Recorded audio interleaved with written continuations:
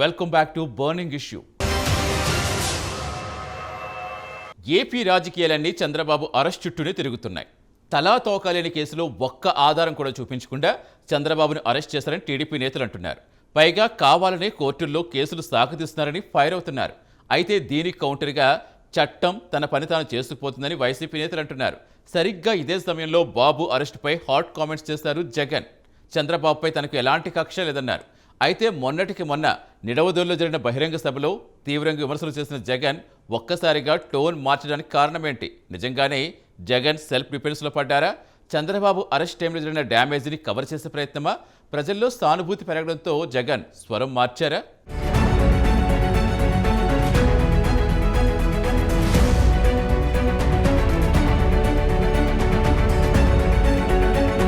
Chandrababu arrest అయినప్పటి నుంచి AP రాజకీయాలు పూర్తిగా మారిపోయాయి. చంద్రబాబు అరెస్ట్ అయి నెల రోజులు దాటింది. న్యాయస్థానాల్లో కేసుల విచారణ కొనసాగుతోంది. అయితే నెల రోజుల నుంచి రిలీఫ్ కోసం వేచి చూస్తున్న చంద్రబాబుకు ఏపీ హైకోర్టులో తాత్కాలిక ఊరట లభించింది. అమరావతి ఇన్నర్ రింగ్ రోడ్ కేసులో ముందస్తు బెయిల్ మంజూరు చేసింది.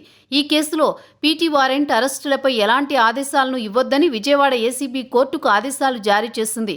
మరోవైపు అంగళ్ళు అల్లర్లలో కేసులో గురువారం వరకు అరెస్ట్ చేయవద్దని సిఐడిని ఆదేశించింది. అటు ఇన్నర్ రింగ్ రోడ్ కేసులో నారా లోకేష్ రెండో రోజు సిఐడి విచారణ ముగిసింది. విచారణ తర్వాత లోకేష్ మళ్లీ ఢిల్లీ వెళ్లారు. శుక్రవారం సుప్రీంకోర్టులో చంద్రబాబు క్వాష్ పిటిషన్పై విచారణ ఉంది. దీనికి సంబంధించి న్యాయవాదులతో సమీక్షించేందుకు లోకేష్ ఢిల్లీ బాట పట్టారు. అయితే చంద్రబాబు రిమాండ్ను పొడిగించేందుకు వైసీపీ కుట్రలు పన్నుతోందని టీడీపీ అంటోంది. కోర్టుల్లో కావాలని లిటిగేషన్లు క్రియేట్ చేస్తున్నారని, డాక్యుమెంట్స్ ఉన్నాయని లేవని సాగదీస్తూ అరాచకాలు చేస్తున్నారని టీడీపీ నేతలు మండిపడుతున్నారు. సరిగ్గా ఇదే సమయంలో చంద్రబాబు అరెస్టుపై జగన్ చేసిన వ్యాఖ్యలు తీవ్ర చర్చనీయాంశంగా మారుతున్నాయి.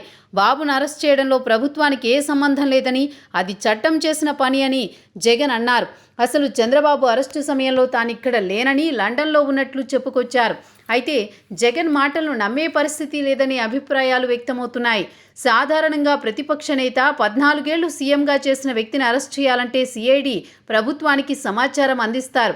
అంటే చంద్రబాబు అరెస్టుపై ఏపీ సిఐడి సీఎం జగన్కు కనీసం సమాచారం ఇవ్వలేదా అంటే పలువురు ప్రశ్నిస్తున్నారు. చంద్రబాబు విషయంలో సిఐడి వాళ్ళు జగన్కు చెప్పకుండా నిర్ణయం తీసుకున్న విషయం కరెక్ట్ అయితే సిఐడి సీఎం జగన్ని కరివేపాకులా తీసిపారేశారా అనే చర్చ ఇప్పుడు సోషల్ మీడియాలో జోరుగా సాగుతోంది. సీఎంకు కనీసం చెప్పకుండా, గవర్నర్ అనుమతి తీసుకోకుండా ప్రతిపక్ష నేతను సిఐడి అరెస్ట్ చేసిందా అంటూ పలువురు ప్రశ్నిస్తున్నారు. మరోవైపు ప్రస్తుత రాజకీయ పరిస్థితుల కారణంగా సీఎం జగన్ ఆత్మరక్షణలో పడ్డారని, అందుకే తనకేమీ తెలియదన్న విషయాన్ని ప్రజల్లోకి తీసుకువెళ్లాలని ప్రయత్నిస్తున్నారని రాజకీయ విశ్లేషకులు భావిస్తున్నారు. మొన్నటికి మొన్న నిడదవోలులో జరిగిన బహిరంగ సభలో తీవ్ర విమర్శలు చేసిన జగన్ ఒక్కసారిగా మాట మార్చడానికి కారణమేంటి? నిజంగా జగన్ ఆత్మరక్షణలో పడ్డారా, లేకపోతే దీనికి వేరే కారణం ఏమైనా ఉందా అని మాట్లాడుకోవడం మొదలుపెట్టారట. వాస్తవానికి ఎన్నికల సమయం దగ్గర పడుతున్న టైంలో ప్రతిపక్ష నేతలను అరెస్ట్ చేయిస్తే అది అధికార పార్టీకి మైనస్ అవుతుంది. అలాంటిది మాజీ ముఖ్యమంత్రి, 40 ఏళ్ల రాజకీయ అనుభవం ఉన్న వ్యక్తిని ఎలాంటి ఆధారాలు లేని కేసులో జైల్లో పెట్టడం ప్రజల్లో విస్తృత చర్చకు దారితీసింది. అయితే అరెస్టు వరకు జరిగిన పరిణామాలు అటుంచితే ఆ టైంలో కొందరు వైసీపీ నేతలు చేసిన తప్పిదాలు మరింత చర్చనీయాంశమయ్యాయి. చంద్రబాబును అరెస్ట్ చేసిన తర్వాత మంత్రి రోజా సహా చాలామంది వైసీపీ నేతలు బాణాసంచా కాల్చి సంబరాలు చేసుకున్నారు. చంద్రబాబు అరెస్టుపై అవసరం లేని కామెంట్స్ చేశారు. జగన్ కూడా మొన్నటి సభలో చంద్రబాబు అరెస్టుపై వ్యాఖ్యలు చేసేటప్పుడు నవ్వుతూ మాట్లాడడం కూడా మైనస్ అయ్యింది. దీంతో వైసీపీలో ప్రజల్లో పూర్తి వ్యతిరేకత వచ్చిందని అంటున్నారు. ఇదే చంద్రబాబుపై ప్రజల్లో సానుభూతిని మరింత పెంచేలా చేసిందని చెబుతున్నారు. మరోవైపు మొన్నటి సభలో జగన్ బీజేపీని టార్గెట్ చేశారా అనే ప్రశ్నలు వినిపిస్తున్నాయి. చంద్రబాబు అరెస్టు సమయంలో తాను లండన్లో ఉన్నానని, కేంద్రంలో బీజేపీ ఉందని, ప్రస్తుతం బీజేపీ రాష్ట్ర అధ్యక్షురాలితో సహా రాష్ట్రంలో సగం మంది బీజేపీ నేతలు టీడీపీ వాళ్లే అని జగన్ అన్నారు. అయితే జగన్ ఆరోపణలు వింటే ఆయన బీజేపీని టార్గెట్ చేస్తున్నారా అంటూ రాజకీయ విశ్లేషకులు ప్రశ్నిస్తున్నారు.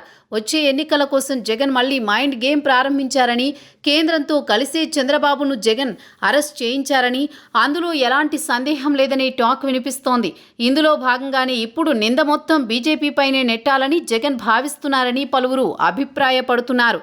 ఎందుకంటే బీజేపీతో దోస్తీ చేస్తే వచ్చే ఎన్నికల్లో వైసీపీకి ఓట్లు పడవని, ప్రత్యేక హోదాతో పాటు విభజన విభజన హామీలు నెరవేర్చని బీజేపీపై ఏపీ ప్రజలు గుర్రుగా ఉన్నారని, అందుకే ఇప్పుడు జగన్ కొత్త నాటకానికి తెరతీశారని విశ్లేషకులు అంటున్నారు.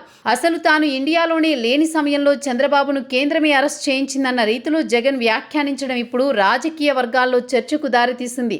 మొన్న జగన్ ఢిల్లీ పర్యటనలో కేంద్ర హోంమంత్రి అమిత్ షాతో పాటు పలువురు కేంద్ర మంత్రులతో భేటీ అయ్యారు. షాతో భేటీ సందర్భంగా ఏపీలో అసలేం జరుగుతోంది అని రాష్ట్ర పరిణామాలపై ఆయన ఆరా తీసినట్లుగా తెలిసింది. బాబు అరెస్టు పర్యవసానాలపై నేరుగా జగన్తోనే హోంమంత్రి మాట్లాడేశారట. ప్రజల్లో బాబుపై పెరిగిన సానుభూతి, జగన్పై వచ్చిన వ్యతిరేకతపై చర్చకు వచ్చినట్లు తెలిసింది. అంతేకాదు అరెస్టు వెనుక బీజేపీ పెద్దలున్నారంటూ జరుగుతున్న ప్రచారంపై కూడా షా ఆందోళన చెందారట.